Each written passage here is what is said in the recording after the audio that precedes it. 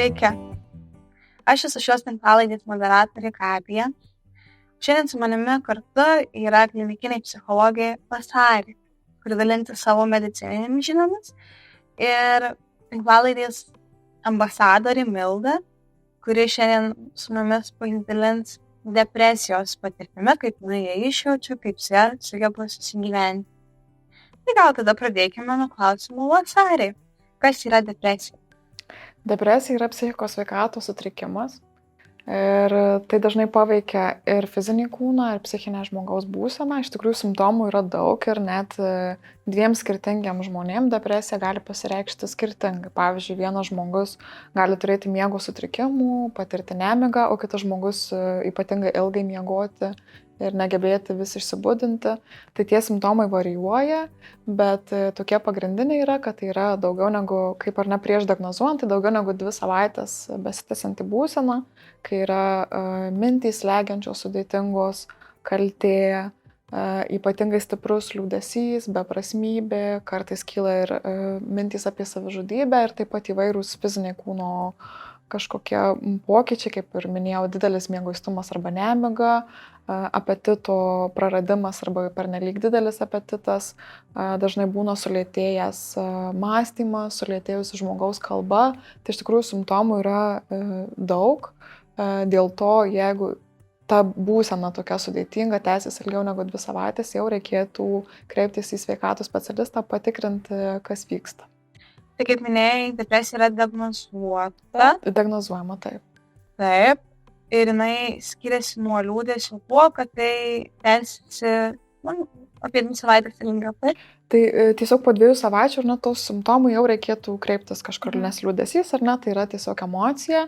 Ir liūdesys, jis praeina, ar ne? Mes kiekvienas patiriame tą liūdesį, tai yra tiek ir trukmė tos emocijos, nes ar ne liūdesys emocija, o depresija jau yra sutrikimas ir taip pat patyrimo, sakyčiau, gylis ir sunkumas. Nes kai liūdesį mes tikrai galim pavyzdžių rasti, kai tikrai buvo liūdna diena, ar ne, pabuvo vienas, kažką paveikė ir kad kita diena buvo geresnė. Tai su depresija dažnai būna, kad tiesiog klimpstama gilyn ir tai yra ypatingai stipriai išreikštas tas toks liūdnos mintys, kurios niekaip nepraeina ir trukdo tavo gyvenimui. Bet tai tarkim, jeigu numiršta artimas žmogus, arba ten išsiskiria su, atrodo, to mylimiausiu žmogu, tai tas liūdesys turbūt trunka ilgiau nei 2 savaitės. Bet tai kaip žinot, kad tau dar ne depresija? Tai čia būtų, ar ne, pavyzdžiui, kaip gedulas, ar ne, ką mini, pavyzdžiui, jeigu netenkama kažkur patiriame gedulą, tai depresija, ar ne, tuo yra sutrikimas, kad ta būsena turi įvairių ir daugybę, ar ne, simptomų. Ir taip, liūdesys gali virsti depresiją, ar ne, liūdesys gali būti pradžia depresijos, kai mes tik atsimenam, kad buvo liūdna. Ir liūdna buvo vis dažniau ir vis sunkiau buvo, ar ne, atsikelti, pavalgyti, nusiprausti, gale su kažkuo susitikti. Ir tai gali virsti, ar ne, depresija. Ir tas pats su gedulu, kad gedėjimas yra tam tikra būsena, kuriam yra labai aiškiai priežastis, kas būna su depresija, kad ne visada tu gali aiškiai užčiuopti, ar ne, kažkokią priežastį. Kartais tai atrodo, kad tiesiog viskas neteko prasmės ir nėra, ar net kas džiugintų tavo gyvenime. Iš tikrųjų yra kompleksiškas sutrikimas. Pagal statistiką apie 50% apskritai populiacijų žmonijos turi diagnozuotą depresiją. Kyla klausimas, ar ne, kiek yra nediagnozuotų atvejų. Tai ką svarbu, ar net atsiminti, kad mes dažnai sakom, man vakar buvo depresija. Tai depresija nėra, kad tik buvo vakar ir šiandien atsikėliau ir nėra depresijos. Tai yra būsena, kuri trunka ilgai ir trunka taip ilgai, kad tau sudėtinga gyventi tau kasdieninį gyvenimą. Ir tikrai kartais būna, kad sudėtinga net pakilti iš lovos, nusiprausti, atsigerti ir pavalgyti. Tai jau yra sutrikimas. Bet kaip pastebėti, eina kažkaip pastebėti žmogų sergantį depresiją, turintį depresiją. Pavyzdžiui, gali jisai vis dar būna labai melancholiškas. O gal kaip tik žmogus būna super energingas ir nesupranti, iš kur pasitiek daug tos energijos, galbūt dėl medikamentų. Tai iš tikrųjų galima pastebėti, ar ne, ypatingai jeigu tai yra pokytis, kai tu esi pripratęs matyti tą žmogų kitokį ir staiga matai, ar ne, kaip ir minėjau, pavyzdžiui, kad jau sulėtėjus kalba, sulėtėjęs mąstymas, mintys ir tai, kas kalba, yra apie beprasmybę. Tačiau tikiu, kad daug kas yra ir girdėję apie įvairius įžymius žmonės, kurie sirgo depresiją Ir tai dažnai būna pramogų pasaulio žmonės, kurie linksmina tūkstančius ir liūdė, ar ne, ir slepia savo sutrikimus vieni. Tai tikrai negalime tuo pasitikėti, ar ne, kad jeigu žmogus linksmas ir prie kitų žmonių, ar ne, sukaupęs energijos likučius, kitaip elgesi, kad jis neturi sutrikimų. Tai visą laiką reikėtų budriai galvoti, kad kartais yra, kad žmogus maskuojasi, nes kartais yra lengviau apsimesti, negu parodyti tikrą save ir priimti pagalbą. Milda, gal tu galėtum pasidalinti, kaip tu supratai, kad tau yra depresija, tai buvo tavo simptomas? Tai gal pradėkim tada nuo simptomų. Vienas iš tokių tai buvo stipri apatija, labai daug dalykų. Tiek paprastiems, kaip dantų išsivalymas, tiek namų ruošai ar draugams lyg atrodo, vienu momentu, tuo pačiu momentu lyg ir labai rūpi, bet visos emocijos tokios kaip per rūką, kaip per šydą, lyg ne iki galo gali jas paliesti. Ta prasme, viskas jaučiasi kažkaip kitaip. Tiesiog jausmas per rūką, visos mintys per rūką. Tai tiesiog yra labai sunkus jausmas, kur, kaip sako, iš to paskui tu pradedi ir lėčiau kalbėti, ir tu nebesupranti savo minčių, ir visą dieną gali išsėdėti tose mintise ir nieko net painioti. Ir man tas tęsėsi labai ilgai. Man buvo ganėtinai lengva tai suvokti ir dėl to, kad aš tuo metu lankiau psichoterapiją. Šitą būseną labai paskatino ir keli trauminiai įvykiai. Tai vėlgi depresija gali atsirasti dėl įvairių priežasčių, gali būti polinkis į depresiją, ką aš turėjau, gali būti kažkokie įvykiai, gali būti tiesiog genetika. Gali būti. Tai aš turiu šiaip visus šitos tris. Visus tris. Genetika, polinkis ir įvykiai, kurie skatina. Tai va, ir aš pradėjau matyti ir mes, taip ir labai sąmoningai su terapeute apie tai kalbėjom ir aš sakiau, aš jaučiu, kad aš į tai krentu ir įkrisiu ir aš noriu per tai sąmoningai pereiti. Aišku, tas sąmoningai pereiti, aš galvojau, kad bus tiesiog save stebėti, bet sąmoningai eiti per tai reiškia stebėti ir daryti tos mažus pokyčius kasdieną, kas nėra lengva. Tai va tiesiog tas bendras visko matymas per rūką ir net mažiausi dalykai, kurie tave džiugino prieš tai, jie nebeteikia tokio paties jausmo, tarkim, ten prieš tai eidavau į mišką pasivaikščioti ir man ten, labai faina, labai gerai. Dabar einu, ir aš kaip ir matau, kad gražu. Bet nepasiekia taip širdies. Ar maisto skonis pasidaro kitoks, jis toks prieskesnis. Nežinau. Miegas netoks gilus. Arba, ir tas fizinis kūnas, jis atrodo dvigubai pasunkėjęs kūnas. Tau viskas yra sunku. Atsikelti, pajudėti. Tai viskas per rūką. Kiek tau metų buvo, kai sužinojai, kad tau dantų turėjo galimai depresiją? Tai buvo prieš 3 metus, tai man buvo 24. Ir kaip tu save priėmei su ta žinia? Nebuvo, nežinau, nusivylimo kažkur, o man dabar tai reikia išgyventi. Man nebuvo labai sunku priimti, nes aš jau turėjau tame žinių ir suvokiau, kas yra depresija. Ją mačiau ir kažkokiuose galbūt drauguose ir panašiai. Ir mano vyras yra psichologas, tai kaip ir aš turėjau ir aplinkos palaikymo, aišku, ne visi mane palaikė. Bet aš pati priėmiau, labiau gal buvo truputėlį pykčio, kodėl čia taip staiga sunku. Bet man nebuvo kažkokios tragedijos, kad būtent taip įvyko. Buvo tragedija, kad sunku, kad tai vyksta, bet pačią diagnozę, aš priėmiau ir žinojau, kad reikės per tai pereiti, nes gal jau buvau išmokusi, kad iš sunkių patirčių dažnai ateina kažkokios labai labai geros pamokos. Tai įsitarpsiu, kad kartais yra tokių patirčių, kad diagnozė išlaisvina žmonės, nes ypatingai, ar ne Mildos atveju, ji turėjo žinių, tuo metu lankė psichoterapiją ir apskritai ar negilinosi į save, o kartais žmonės, kurie mažai turi žinių apie psichinę sveikatą, jie nesupranta, kas su jais vyksta.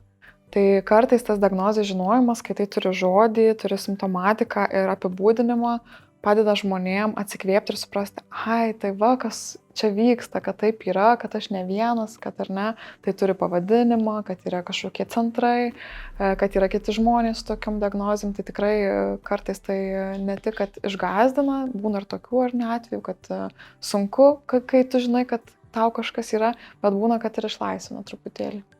Aš manau, kad iš tikrųjų man net gal palengvėjo, nes atrodė toks, tai tikra ir gal net bus man lengviau su kitais, kad aš turiu tą diagnozę ir tai yra tikra ir aš neišsigalvoju. Bet ar tau nebuvo lengviau visą šitą suprasti, priimti, pradėti save motyvuoti, kai tavo vyras psichologas? Nes jisai vis tiek turi žinių, jis galbūt tas žinias taiko tau padedant ir panašiai. Manau, kad su psichologais yra taip, kad iš vis tavęs negali konsultuoti pažįstami žmonės, nes tai jau yra labai asmeniška ir jis iš asmeninės pusės man gali patart, bet taip pat aš negaliu ant jo užkrauti savo svorio. Tai mane jis labiau gal skatino, ir tiesiog, kad, tarkim, užsim kažkokiu hobiu, susirask draugų, nesusirask draugų, bet daugiau bendrauk su draugais, kad tai nebūtų ant jo vieno, nes vis tiek ta depresija jį įeina į šeimą ir jį kažkiek kenkia, ta prasme, jį sunkina, tai jokių būdų jis negali tapti mano psichologas. Ne, jis netapo tau psichologas, bet jisai tiesiog žinojo, kaip iš šono žmogus, kaip čia tavim elgtis. Manau, kai žinai teoriškai kaip psichologas yra viena, o kai tavo artimas žmogus susiduria ir tu iš tikrųjų turi imtis veiksmų kasdienybėje, tai yra ganėtinai kitaip. Taip, manau, kad jis buvo man didesnė pagalba negu žmogus, kuris visiškai nesuvoktų, bet manau, kad jam tai irgi buvo nauja. O kaip tavo aplinkiniai tėvai reagavo, mama šitą tavo diagnozę? Kaip sugebėjo priimti? Mano mama turėjo tikrai gerų intencijų ir ji norėjo man padėti ir nori man padėti, bet tiesiog mes gal esam skirtingos asmenybės ir viena kitos ne iki galo suprantam dėl to. Kaip rekomenduotumėt jūs priimti tokią informaciją, bet mano žmogui dabar? Tai kaip ir paminėjom, kad pati ta diagnozė jau suteikia truputėlį atramos, nuo ko galima atsispirti. Tai kiekvienam, kuris ar jo artimasis ar bendradarbis išgirstate, kad turi diagnozę, kaip, pavyzdžiui, depresija, tai pirmas žingsnis būtų paskaityti, kas yra depresija. Tai paskaičius ar ne, kaip tai atsiranda, kokie simptomai, kaip žmogus gali jaustis, galima lengviau truputėlį susidaryti vaizdą ir įsitikinti, kaip ir paminėjau, iš tikrųjų gerai, Milda, kad tai yra tikra. Manau, kad bent jau aš susiduriu dažnai, kad depresija yra išgalvota šiuolaikinių ar ne žmonių liga.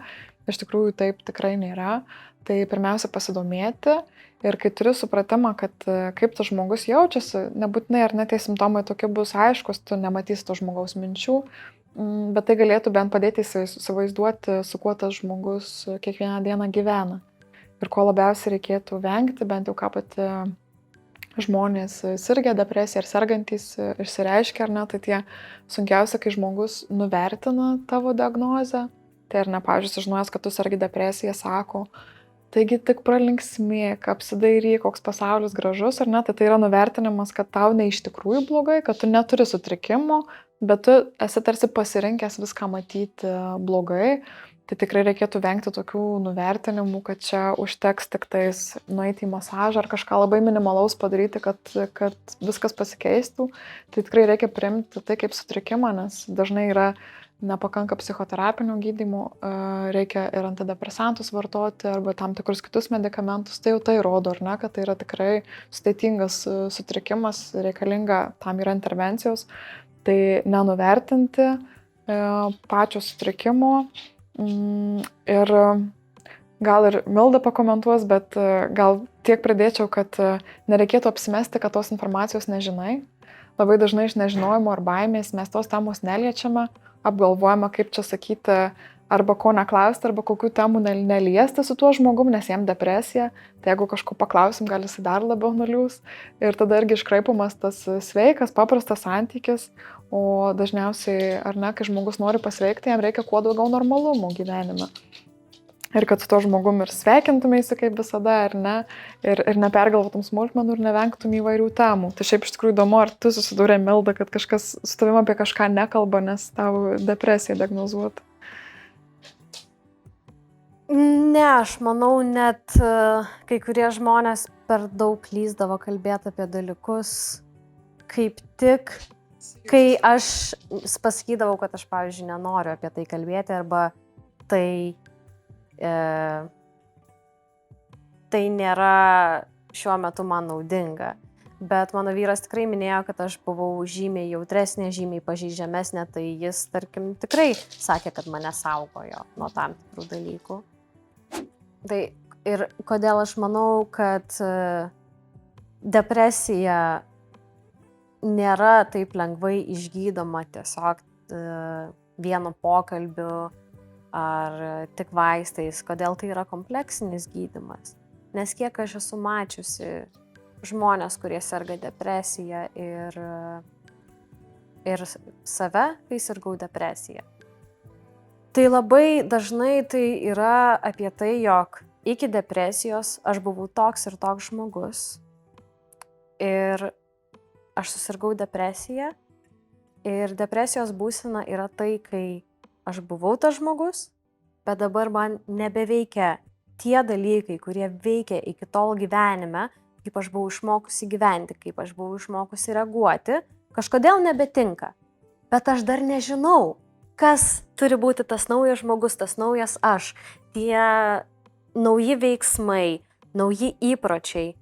Ir tu nesinaudoji senais, nežinai, kas yra nauji ir tu toj būsenoj įstrigęs nei pirmin, nei atgal.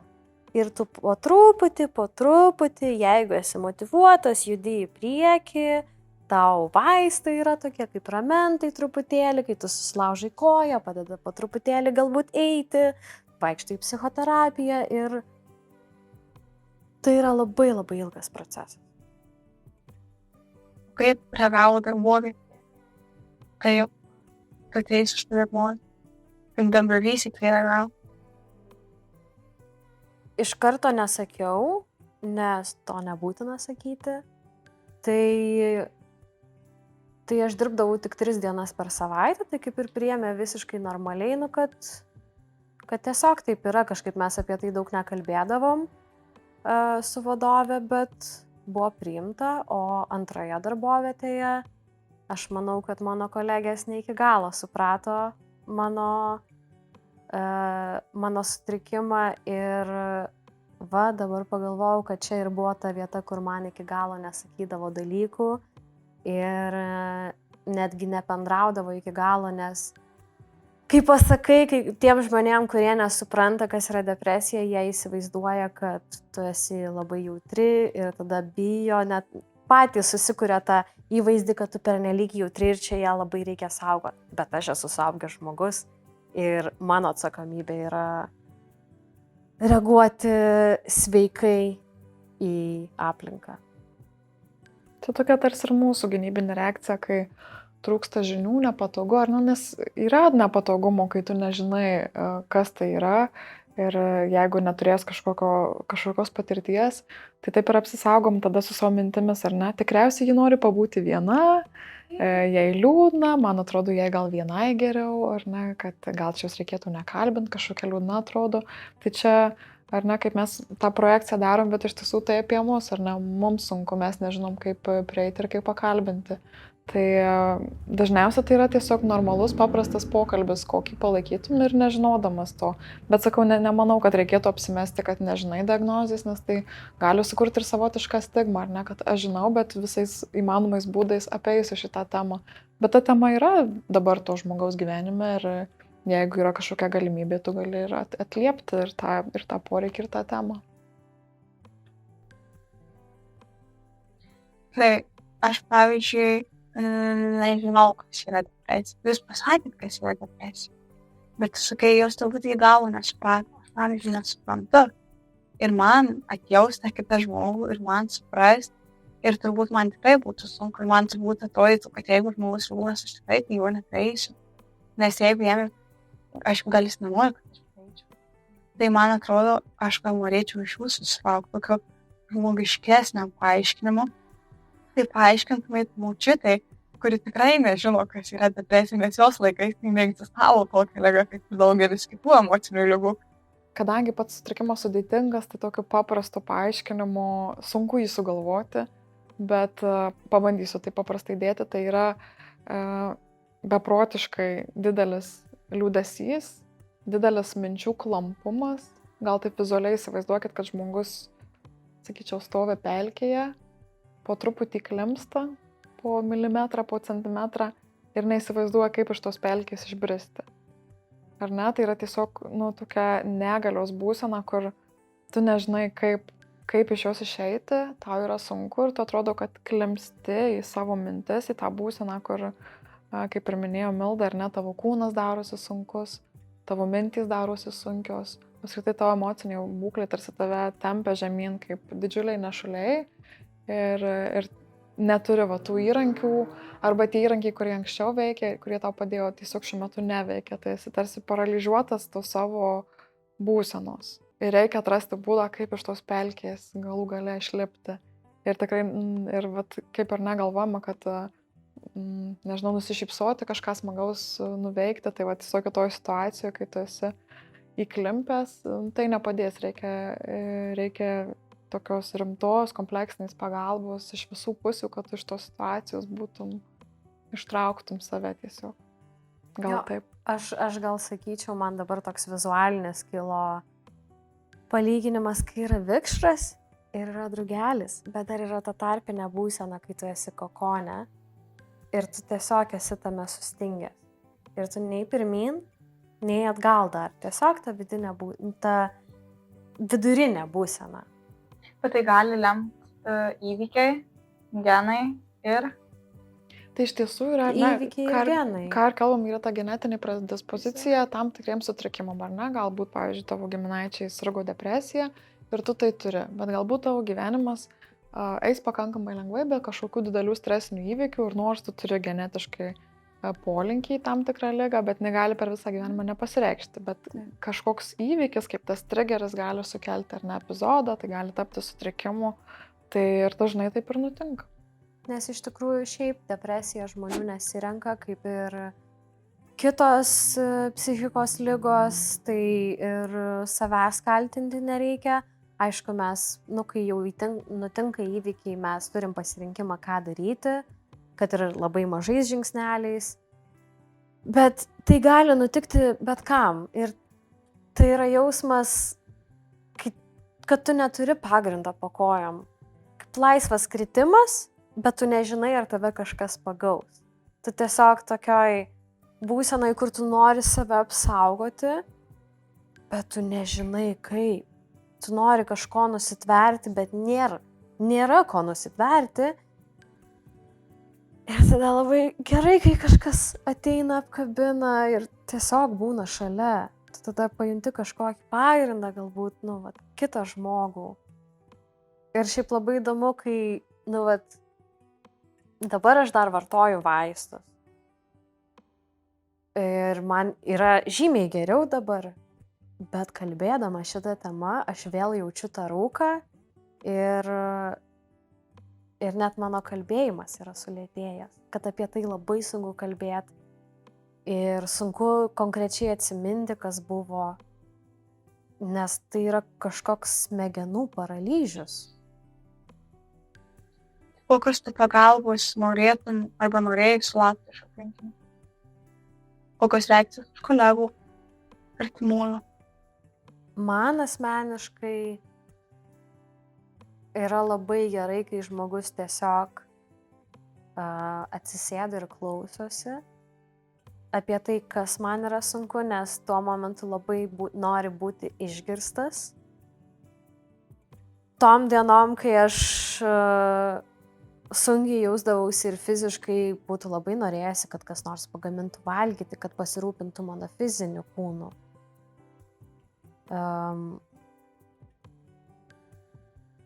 Ir turbūt labai gerai, kai tas draugas paklausia, kaip manai, ko tau reikia.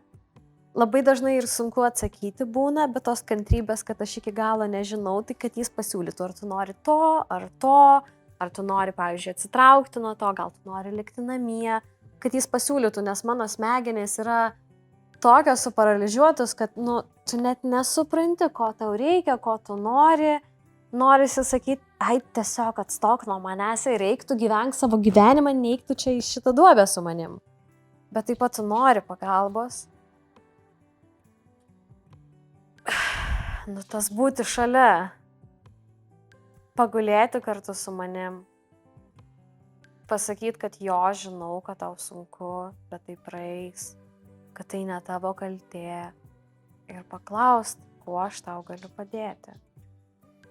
Nes jeigu neklausi, tai niekada ir nežinosi, tie, kurie nenori apie tai kalbėti. Tai atsakymas visada bus neigiamas. Kad tu ir nežinosi taip toliau, jeigu tu paklausi, tai gal gausi kokį atsakymą.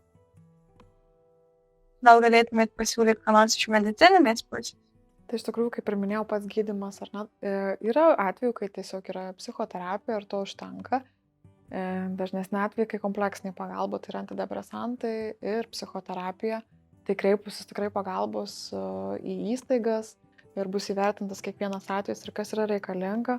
Gal tik pasakyčiau, irgi pridėčiau prie tų, ar kaip artimieji galbūt, ar ne, reaguotų, ką galėtų padaryti, tai dar kartą pasikartosiu, tai yra savišvieta apie patį sutrikimą, kuo daugiau žinosiu, kuo daugiau istorijų, ar ne, ar tinklalaidžių būsi perklausęs, tuo daugiau patirčių savyje turėsi ir galės atliepti tą žmogų. Tikrai nereikia suprasti ir stengtis įsikūnyti ar ne į tą žmogų ir suprasti kiekvieną dalyką, ką jis jaučia, nes neturės pats depresijos patirties, sunkiai ir supras, ar ne, kaip tai yra. Tai tiesiog būti šalia, atliepti tuos poreikius, kuriuos žmogus pats pasako. Tikrai būna atveju, kai žmogus sako, kad jam nieko nereikia. Tai vis tiek geriau ir nebūti šalia ir pasiūlyti, kaip ir minėjo Milda, kažką, bet gal išskirčiau tokį momentą, kad nereikia tapti išgelbėtoju ir savo turėti kažkokių lūkesčių, kad dabar aš tą žmogų išgelbėsiu, jį išgelbėsiu greitai, labai motyvuosiu būti produktyviu, ar ne, ir taip dirbtinai stengtis tarsi ištraukti tą žmogų, dėl to, kad tarsi tu geriau pasijustum, kad išgelbė, aišku, ir tikiu, kad ir iš gerų paskatų, kad tas žmogus būtų tarsi greitai išgelbėtas. Tai reikia suprasti, kad psichikos sutrikimai apskritai yra kompleksiniai ir vienadieniai kažkokie sprendimai negali taip greitai pakeisti tam tikrų dalykų ir pats gydymas gali užtrukti, ar ne, nes ir pačius vaistus dažnai žmogus ir pakeičia net kelis antidepresantus, kol yra randami jam tinkami. Tai kantrybės, ramybės ir nesistengti, ar ne, kaip ir kitur gyvenime, kad su tavo atėjimu viskas apsiverstų aukštyn kojom. Tiesiog tuo keliu, jeigu žmogus leidžia eiti kartu su tuo žmogum ir suteikti visą pagalbą, kuria atrodo, kad jam būtų reikalinga. Bet ar depresija yra išgydoma? Pilnai? Taip. Ir dabar, kaip tu jautiesi? Jau tu link išgydymo? Man depresija, skaitau, buvo 2 laikotarpiai pirmas buvo, man atrodo, apie 4 mėnesiai, antras buvo, virš pusės metų. Ir aš juos skaitau kaip tie, kur, tie klampus laikotarpiai, kai tikrai esi apimtas rūko ir viskas tampa sunku. Man tai buvo. Tai buvo taip ilgai dėl to, kad mano vaistų dozė buvo per maža, manau. Ir po to, kai jau atradom tinkamus vaistus, po kokio 2 savaičių mėnesio, kai jie jau pradeda veikti, tu po truputėlį pradedi jaustis geriau, kad ne tai, kad visą laiką tik geryn, o ten atsiranda kokia viena gera diena, nes prieš tai jų visai nebuvo, paskui po savaitės gal atsiras 2 dienos, paskui 3 dienos ir tai po truputį atsiranda tokio balanso, kol galiausiai tu gal ir pats išmoksti balansuoti, supranti, ko tau reikia, kaip savo padėti. Tai aš manau, kad aš nesu dar išgyjusi, kaip man daktaras pats aiškino, kad kadangi man kartojasi tos depresijos, yra tikimybė, kad jos dar pasikartos. Nes, ir tų depresijos tipų yra visokių. Vienam vieną kartą įvyksta, kitam visą gyvenimą. Tai man nuo paskutinės depresijos pabaigos praėjo šiek tiek daugiau negu metai. Aš dabar jau beveik 3 metus vartoju vaistus, bet buvo viena pertrauka, tai aš neplanuoju šiuo metu nustoti tų vaistų vartoti, nes man jie veikia. Aš nejaučiu kažkokio jausmo, kad man per daug energijos. Aš vis dar jaučiu kartais depresijos puolimus, ypač kai ateina ruduo, kad man yra žymiai sunkiau tas saulės trūkumas. Man dabar buvo kelios dienos be saulės, tai iškart jaučiu, kaip visas kūnas mažiau energijos, reikia daugiau miego, aš taip aukinu, tai aš duosiu savo poilsio. Aš esu link išgyjimo, aš manau, kad aš labai gerai tvarkausi su depresija ir mintimis, kurios kartais ateina, nes man vis dar būna, bet retų impulsų, tarkim, savižalos, ar būna ateina tokių minčių, kur viskas, nieko nebenoriu. Bet aš tvarkausi, aš jau pažįstu save, pažįstu savo depresiją ir manau, kad aš esu išgyjimo link. Gal tik pradėsiu, kaip patikslindama, kad tai nėra, kad, kaip ir minėjau, kad vieną kartą, turėjai depresiją, gydymas buvo veiksmingas ir daugiau niekada gyvenime gali nebeturėti, tai iš tikrųjų gali kažkoks, ar tai krizinis įvykis, ypatingai jeigu turi genetišką predispoziciją tam tikram sutrikimui, bet pats kaip visa eiga ir pats kaip sutrikimas taip jis gali turėti pabaigą ir tikrai jeigu tas gydymas veiksmingas ir dozės pritaikytos ir visi specialistai dirba kartu ir tu pasiruošęs tam tikrus pokyčius daryti, tai tikrai taip. O jeigu jūs norėtumėte pasidalinti savo istoriją su bendražygiais, tai galite padaryti komentarų skiltyje arba privačiai elektroniniu paštu, kurį rasite aprašymo skiltyje.